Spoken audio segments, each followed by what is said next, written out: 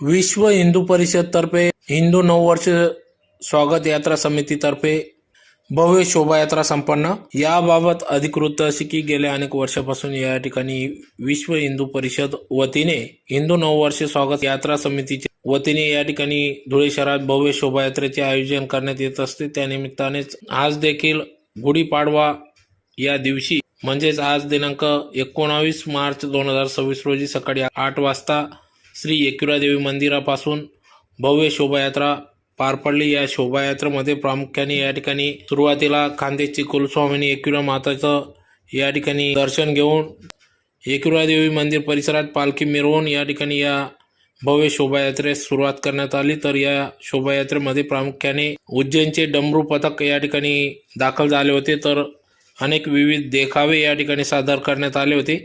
टाळ मृदुंगाच्या गजरात, ढोल ताशांच्या गजरात नाचत गाजत या ठिकाणी भव्य अशी शोभायात्रा काढण्यात आली। तर या भव्य शोभायात्रेत प्रामुख्याने श्री छत्रपती शिवरायांचा देखील पुतळा या ठिकाणी देखाव्यात सादर करण्यात आला। तर अतिशय ढोल ताशांच्या गजरात नाचत गाजत सदर भव्य शोभायात्रा या ठिकाणी पार पडली। तर यात प्रामुख्याने संत शिरोमणी सावता महाराज यांचे 19वे वंशज यांच्या उपस्थितीत सदर शोभायात्रा प्रारंभ करण्यात आला। तर या शोभायात्रेची सुरुवात श्री एकविरा माता मंदिरापासून काढण्यात आली। तर गांधी पुतळा, गल्ली नंबर 6, चैनी रोड व श्रीराम मंदिर, आग्रा रोड या ठिकाणी या भव्य शोभायात्रेचा समारोप करण्यात आला। तर यात महापौर, उपमहापौर, धुळे शहर आमदार यांच्या धर्मपत्नी यांच्यासह अनेक विविध सामाजिक कार्यकर्ते, पदाधिकारी, धुळेकर नागरिक या शोभायात्रेमध्ये सहभागी झाले होते। तसेच यावेळेस या ठिकाणी किशोर चौधरी यांच्या वतीने नेहरू चौकात एकविरादेवी माता प्रथम प्रवेश गेट जवळ गुढी पूजन देखील करण्यात आले।